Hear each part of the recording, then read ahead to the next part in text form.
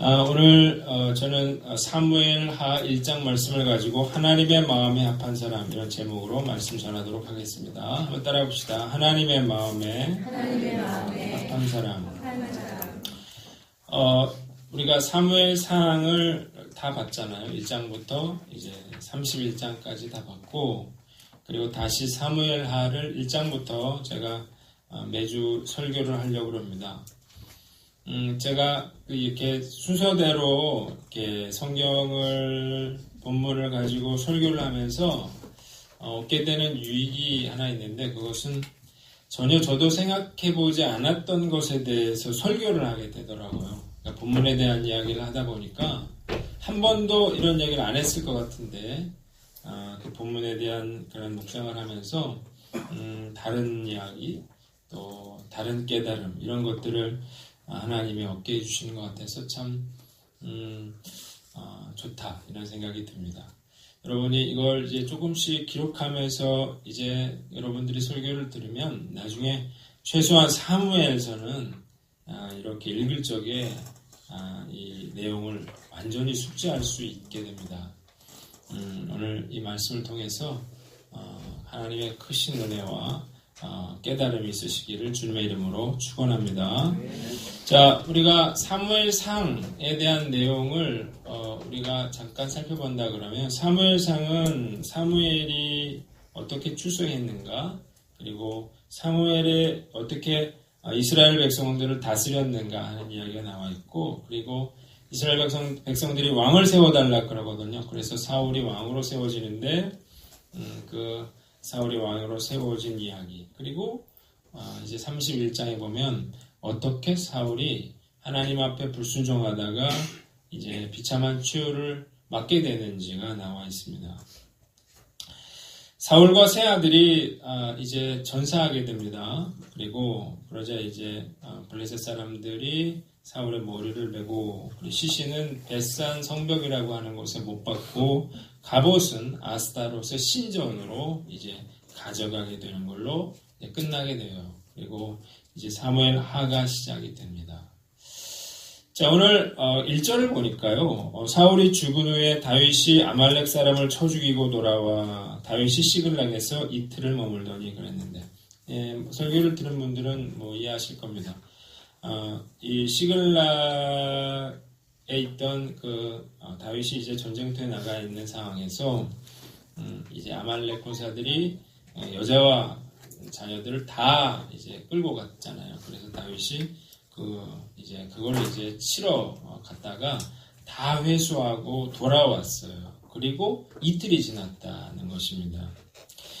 자, 이 다윗의 초미의 관심사는 뭐냐면, 자기가 하마터면 이제 블레셋과 이제 이스라엘의 전쟁에서 이 블레셋 편에 서서 이스라엘과 한번 전쟁을 할 뻔했거든요.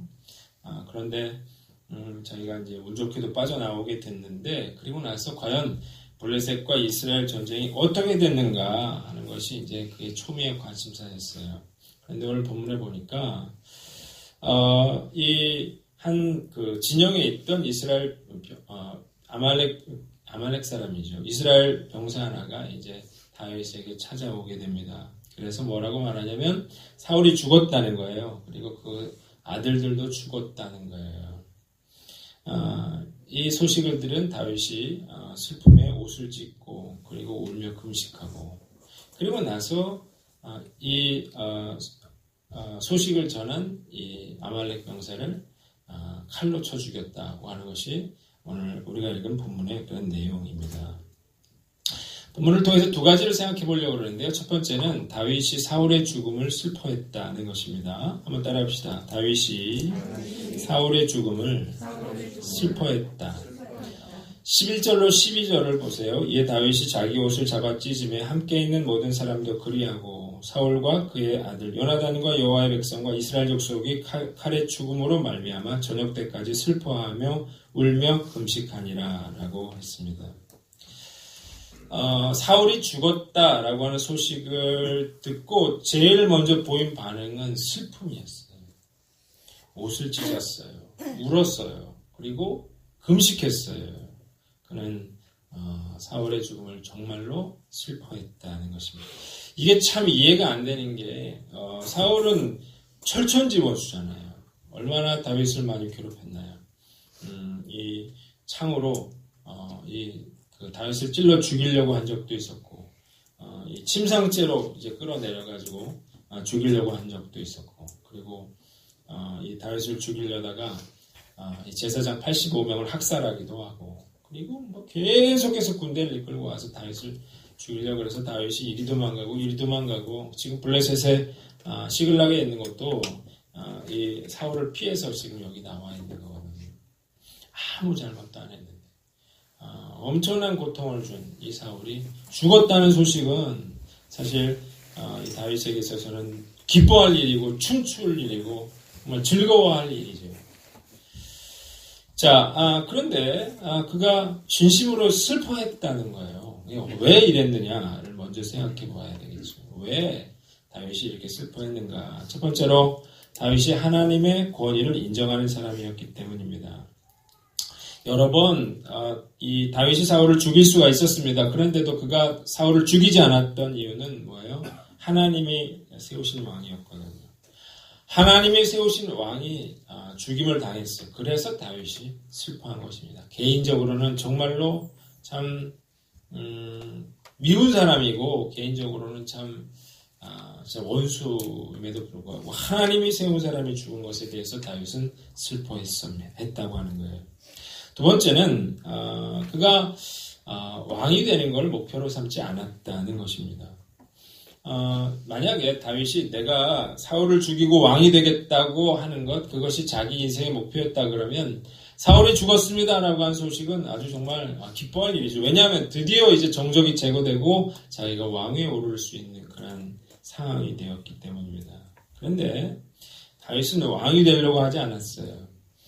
그래서 어떻게 해요? 자기의 왕이었던 자기가 섬겼던 사울의 죽음을 슬퍼했고 자기가 사랑했던 요나단의 죽음을 애도할 수 있었던 것입니다. 그러니까 다윗은 한 번도 사울이라든가 요나단을 자기의 이 경쟁자로 여기질 않았습니다. 세 번째는 사울의 죽음과 이스라엘의 패배를 하나님 나라의 패배로 그가 받아들였기 때문이에요. 다윗은 이스라엘 백성들을 사랑했습니다. 그래서 이 이스라엘이 패전한 것에 대해서 큰 슬픔을 느꼈다는 것입니다. 자, 다윗이 이렇게 슬퍼한 것은 그냥 쇼가 아니었어요. 사람들에게 보여주기 위한 그런 게 아니었어요. 뒤에 보면 23절, 26절을 보면 사울과 요나단을 위해서 그가 이런 애가를 지어서 부르고 그리고 이걸 백성들에게 부르게 합니다. 뭐라고 했어요? 생전에 사랑스럽고 아름다운 자이러니 죽을 때에도 서로 떠나지 아니하였다고 했습니다. 26절 내용 요나단이여 내가 그대를 애통하면 그대는 내게 심히 아름다움이라 그대가 나를 사랑함이 기이하여 여인의 사랑보다 더하였다라고 그는 말하고 있습니다. 그러니까 이 다윗이 정말로 사울의 죽음을 슬퍼했던 사람이라는 사실을 우리가 깨닫게 됩니다. 우리가 생각해 볼 중요한 깨달음이 하나 있는데 이건 뭐냐면 나는 무엇으로 기뻐하느냐는 것입니다. 나를 기쁘게 하는 건 뭔가? 나는 무엇 때문에 화가 나는가? 나를 슬프게 만드는 것은 무언가를 우리가 한번 생각해 봐야 한다는 거죠. 내가 무엇을 기뻐하고 내가 무엇 때문에 웃고 우느냐는요. 내가 뭘 가장 중요하게 생각하느냐에 달려있다는 거예요. 여러분, 다윗은 그런 세상의 것들을 그의 삶의 목표로 두지 않았어요. 그래서 그가 왕이 될 수 있는 상황이 되었지만 그것을 기뻐하지 않았다는 것입니다. 유괴 사람은 뭘 기뻐해요? 내가 돈을 많이 버는 것을 기뻐하고 내가 높이 올라가게 되는 것을 기뻐하죠. 반면에 내가 돈을 잃을 때 슬퍼하게 되고 내가 부와 명예를 잃을 때 눈물을 흘리게 됩니다.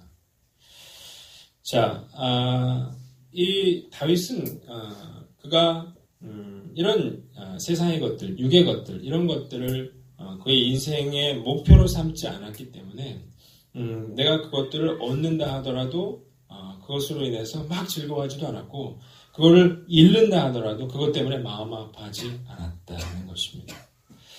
자, 이게 얼마나 큰 다윗의 장점이 됐냐면요. 다윗이 그 어떤 왕권에 연연하지 않게 되는 거예요. 왕이 되려고 하지도 않았기 때문에 그가 그 아들이 반역을 했을 때도 그가 하나님을 원망하거나 그가 뭐 사울처럼 목숨을 끊거나 하지 않았다는 거죠. 사울은 그 인생의 목표가 뭐였어요? 왕권을 유지하는 게 그의 목표였거든요. 그러니까 그가 이제 왕위에서 내려오게 됐을 때 그는 살아갈 이유가 없어졌던 거예요. 다윗은 그렇지 않았어요. 다윗의 인생의 목표는 그런 왕위에 있지 않았습니다. 그래서 그는 올라갈 때도 내려갈 때도 그는 그것에 구애받지 않았다는 것입니다. 그런데 놀라운 건 뭐예요? 하나님이 다윗을 왕으로 세우셨다는 것이고 그것도 이스라엘 역사상 가장 그런 위대한 왕으로 하나님이 세우셨다는 사실을 우리가 깨닫게 됩니다. 자, 세상 사람들은요, 돈을 쫓고 세상의 그런 즐거움을 쫓고 또 명예를 쫓고 그렇게 살아가거든요. 그래서 그게 생기면 웃어요. 근데 그걸 잃어버리면 삶의 어떤 소망을 잃어버리게 돼요. 슬퍼하게 돼요. 낙심하게 됩니다. 그래서 어떻게 해요? 그런 것들이 무너질 때 함께 무너져 내리는 것입니다. 세상의 사람들이 어떤 세상의 것을 쫓는 것처럼 크리스찬들도 세상의 것을 쫓아요. 그러니까 어떤 일이 벌어지냐면 우리 모든 사람들을 다 경쟁자로 보는 것이죠. 그러니까 학생들이 친구들을 자기 친구로 보지 않고 뭘로 봐요? 경쟁자로 본다고요. 왜냐하면 등급이 나오잖아요. 그러니까 내가 저 친구보다 더 좋은 성적을 거둬야만 쟤를 이겨야만 내가 좋은 학교에 갈 수 있다라고 생각하기 때문에 그런 경쟁 구도로 그런 친구 관계가 이루어지게 되는 것입니다. 회사에도 마찬가지예요. 같은 동료가 아니고요. 내가 짓밟고 올라가야 할 그런 경쟁 상대로 그렇게 보기 때문에 우리가 살고 있는 이 세상이 너무나 각박한 그런 세상이 됐단 말이에요. 그래서 우리가 끝까지 실수하지 않고 실패하지 않고 올라가야지 만약 한 번이라도 실패하면 어떻게 해요? 나락으로 떨어지는 그런 참 각박한 세상을 우리가 살아가고 있는 것입니다. 이런 세상이 바로 뭐예요? 지옥인 거죠. 지옥. 천국과 지옥에 대한 그런 그 이야기가 하나 있는데 어떤 사람이 천국과 지옥에 갔더니 똑같더래요. 네, 천국에 있는 사람들은 다 너무 잘 먹어서 건강하고 지옥에 있는 사람은 못 먹어서 막 빼빼 말렸다는 거예요. 왜 그런가 봤더니 천국과 지옥에는 이 숟가락이 이 팔 길이만큼 그렇게 길더래요. 지옥에서는 그 숟가락으로 자기가 먹으려고 하다 보니까 음식을 다 흘려서 많이 못 먹게 되는데 천국에 있는 사람들은 그 숟가락을 통해서 다른 사람의 입에 서로 넣어주다 보니까 건강하고 활기차더라는 이야기를 했습니다. 자, 저는 세상 사람들은 크리스찬들은 세상 사람들과 달라야 한다고 생각해요. 근데 별로 다르지가 않는 것 같아요. 인생의 목표를 어디에 두냐면 세상의 곳에 두고 있어요. 세상의 사람들은 세상의 방법으로 그걸 얻으려고 하는 거고 우리는 하나님의 방법으로 그것을 얻으려고 하는 게 다른 거죠. 자, 그렇기 때문에 어때요? 그것에 따라서 나의 행복과 불행이 결정되는 거고요. 그것이 나를 웃게 하고 그것이 나를 울게 만드는 그런 안타까운 그런 인생을 살게 되는 것입니다. 따라합시다. 하나님을 삶의 목표로 둬라. 자, 나는 어떤 사람인가요? 나는 무엇 때문에 웃고 무엇 때문에 우는 사람인가요? 세상 사람들과 내가 살아가면서 그 사람들을 나는 어떤 눈으로 바라보는가요? 나도 역시 그들을 경쟁자로 바라보면서 내가 그들과 똑같이 세상의 것들을 세상의 방법으로 얻으려고 하는 그런 사람은 아닌가요? 다윗은요 그런 마음이 없어서 자기가 왕이 되려고 하는 그런 마음이 없었기 때문에 그 사울의 죽음을 진심으로 슬퍼할 수 있는 그런 사람이었다는 것입니다. 자, 중요한 것은요 다윗은 어때요? 하나님의 손이 아니라 하나님의 얼굴을 구했습니다. 왜 그래요? 하나님이 복의 근원이시기 때문이에요. 다른 사람들이 경쟁 상대가 아니에요. 하나님이 나를 세우시면 하나님이 나를 높여주시는 줄 믿으시길 바랍니다. 내가 다른 사람 짓밟고 올라가는 게 아니에요. 여러분들의 삶의 목표를요, 돈 버는 것에 두지 말고 잘 사는 것에 두지 마세요. 그러면 반드시 그것이 무너질 때 여러분들은 고통받게 됩니다. 하나님을 삶의 목표로 두세요. 그러면 우리가 자연스럽게 세상 사람들과 다르게 구별되게 살아갈 수 있게 됩니다. 오늘 나의 손익이 아니라 내가 하나님 자신을 삶의 목표로 삼고 살아가는 저와 여러분들 되시기를 주님의 이름으로 축원합니다.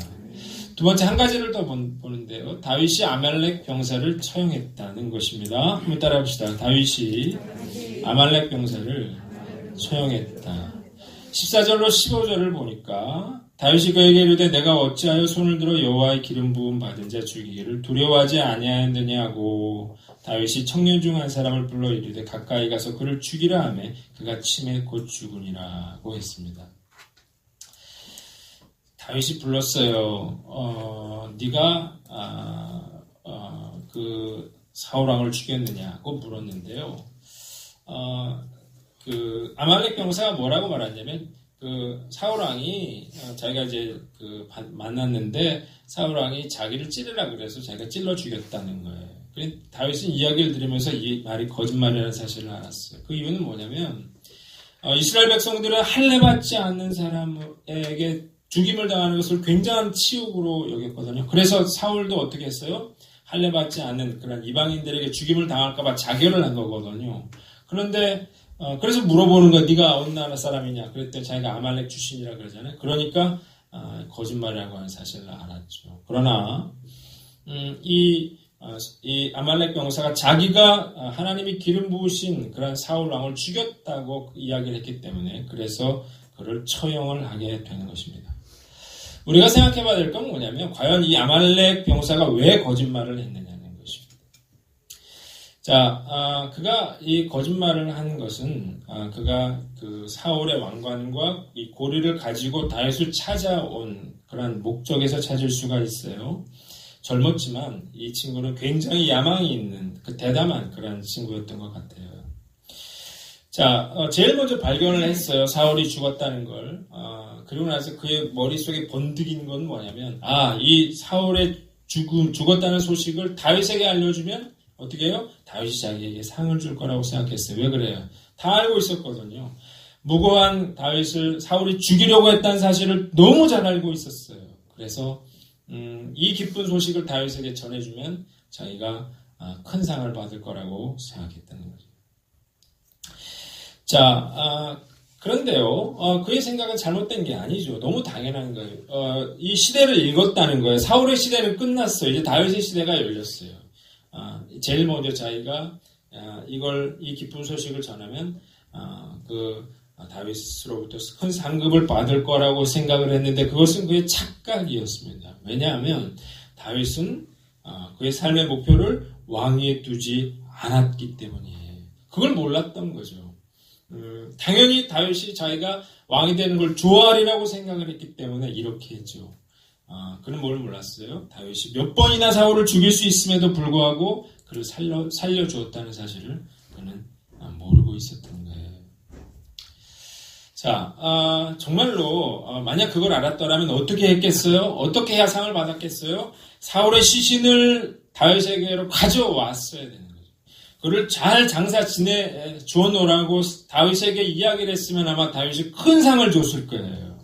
그런데 다윗의 죽음을 자기가 찔러 죽였다고 그렇게 이야기함으로써 다윗이 그를 처형하게 되는 것입니다. 이것은 기회주의자의 처참한 말로를 우리에게 보여주는 것입니다.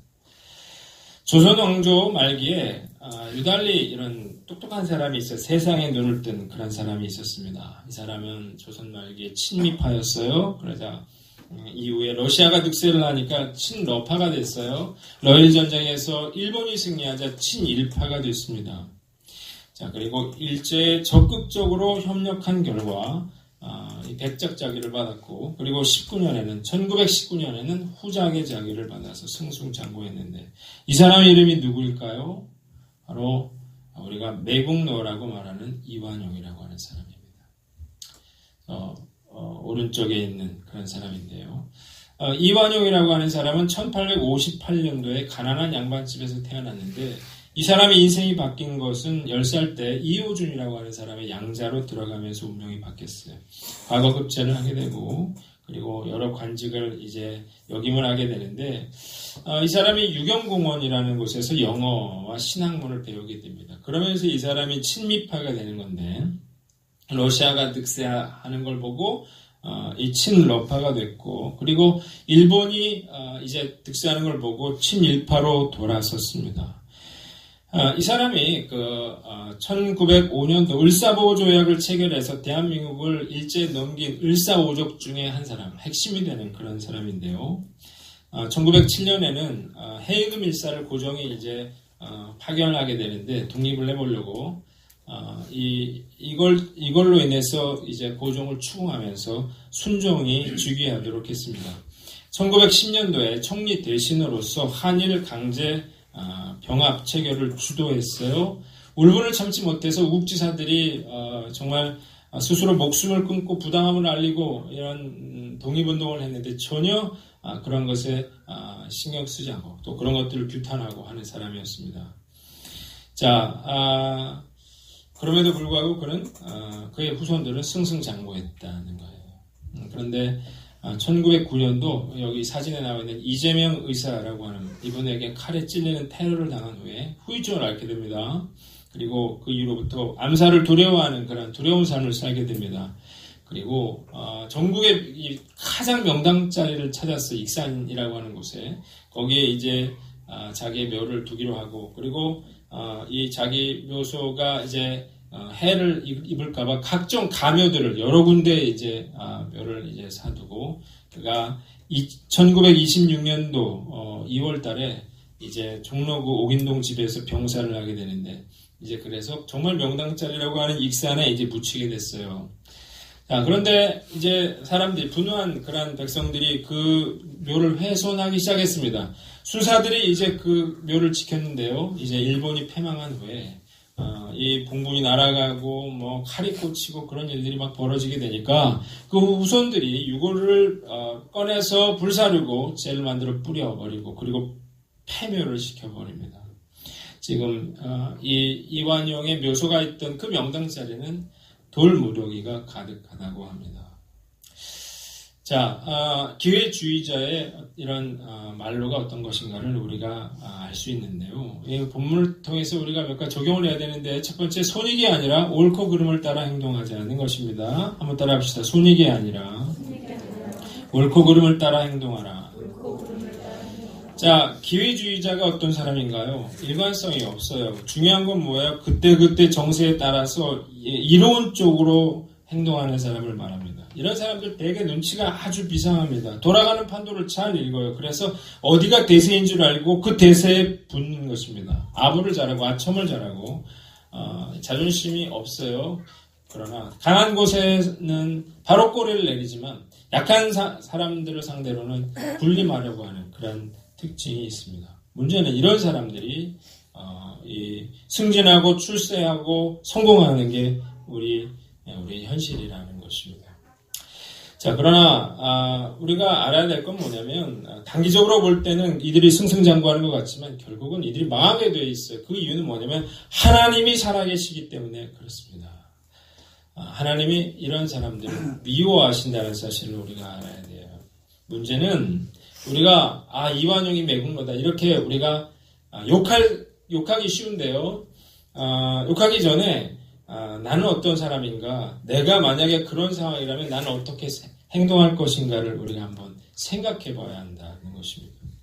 여러분, 제가 을사오적에 대한 이야기를 했는데요. 이런 을사보조약에 이제 굴복한 이유가 뭐냐면, 이토 히로부미가 군인들을 이끌고 그 회의장에 나타나 있었던 거예요. 그래서 그 8명의 대신들 중에서 5명이 이걸 통과시키면서 나라가 넘어가게 된 거거든요. 자, 내가 만약 여기에 순응하면 부귀영화를 누릴 수 있는데 만약에 순응하지 않으면 죽임을 당할 수도 있다면 과연 나도 이렇게 다르게 행동할 수 있을 것인가를 우리가 스스로에게 한번 물어야 한다는 것입니다. 자, 우리가 평소에 살면서 내가 옳고 그름이 아니라 내가 무엇이 나에게 이득이고 무엇이 나의 손해인가에 따라서 여러분들이 살아간다면 여러분들이 이런 상황에 처할 때 반드시 여러분도 이런 잘못된 행동을 하게 된다는 것입니다. 자, 크리스찬들이요, 이렇게 옳고 그름이 아니라 세상 사람들처럼 손익에 따라 행동하기 때문에 그래서 욕을 먹고 있다는 사실을 우리가 알아야 돼요. 여러분들이 어떤 행동을 할 때 손해가 될 수도 있겠죠. 그것으로 인해서 내가 정말 어려움을 겪을 수도 있겠죠. 그러나 우리가 하나님 앞에서 이것이 옳은 행동인가를 믿는 사람은 반드시 질문해야만 합니다. 나는 손익이 아니라 옳고 그름을 따라 행동하는 사람인가 묻고 우리가 결단하는 저와 여러분들 되시기를 주님의 이름으로 축원합니다. 마지막으로 적폐를 청산하라는 것입니다. 한번 따라합시다. 적폐를 청산하라. 자, 기회주의자들이 득세하는 것을 막아야 됩니다. 그러기 위해서는 어떻게 해야 되냐면 잘못한 사람들을 끝까지 어떻게 해요? 그 죄를 물어야만 돼요. 그래서 다시는 그런 일들을 행하지 않도록 불행한 역사가 반복되지 않도록 만들어야 되는 거거든요. 자, 다윗이요, 이 아말렉 병사를 처벌한 것은 그에게 있어서 굉장히 지혜로운 그런 행동이었습니다. 그것은 이 사건으로 인해서 이 새로 세워질 이 나라가 기회주의자가 발붙이지 못할 그런 나라로 만들었다. 뿌리를 뽑아버렸다는 거예요. 죽는 걸 봤잖아요. 그래서 함부로 그렇게 행동하지 않게 된 것입니다. 본문을 묵상하면서 참 안타까운 것은 뭐냐면 우리나라의 이런 안타까운 현실 때문인데요.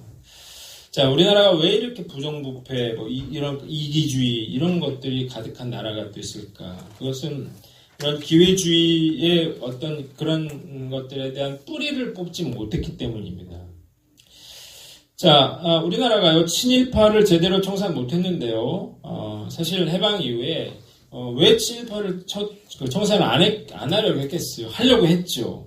자, 그런데 미 군정과 이제 이승만 대통령이 자신의 그런 이해관계를 위해서 친일파를 대거 등용하게 됩니다.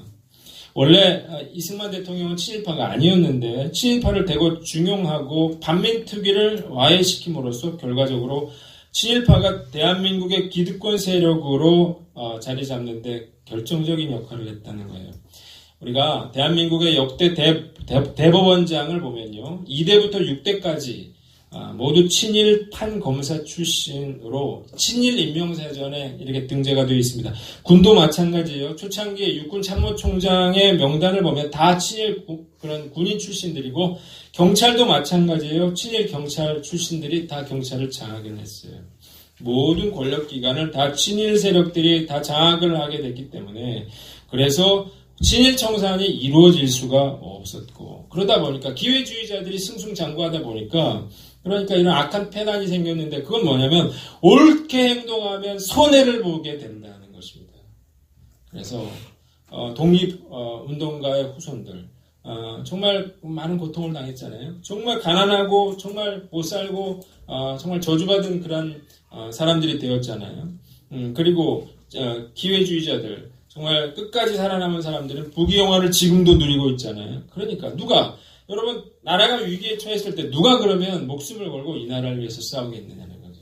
누가 정말 옳음을 위해서 자기를 희생하겠느냐는 거죠.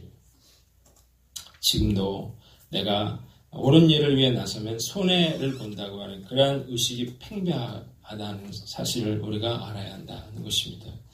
종종 프랑스나 독일에서 이런 소식이 들려요. 2차 세계대전에서 나치에 협력했던 그런 전범이 숨어 살다가 이제 발각돼가지고 벌을 받았다는 내용을 그런 소식을 듣게 되는데 정말로 부러운 그런 일이죠.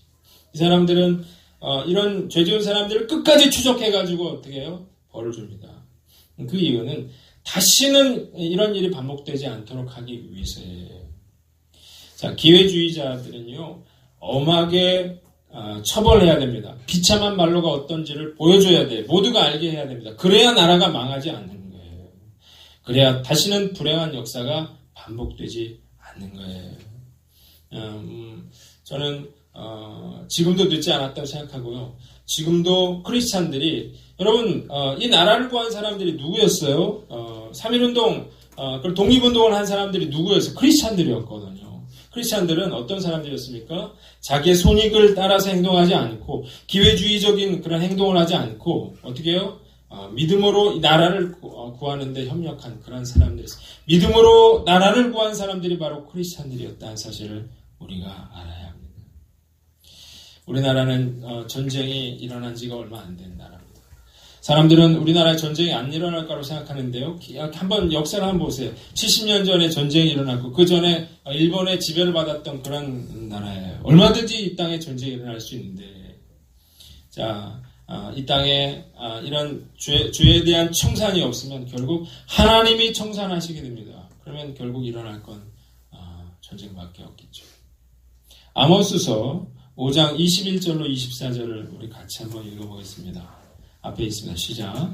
내가 너희 절기들을 미워하여 멸시하며 너희 성회들을 기뻐하지 아니하나니 너희가 내게 번제나 소제를 드릴지라도 내가 받지 아니할 것이요 너희 살진 희생의 화목제도 내가 돌아보지 아니하리라. 내 노랫소리를 내 앞에서 그칠지어다 내 비파소리도 내가 듣지 아니하리라. 오직 정의를 물같이 공의를 마르지 않는 강같이 흐르게 할지어다. 아멘. 크리스찬들이 해야 될 일은 정의를 물같이 공의를 마르지 않는 강같이 흐르게 할 그런 책임과 의무가 있는 것입니다.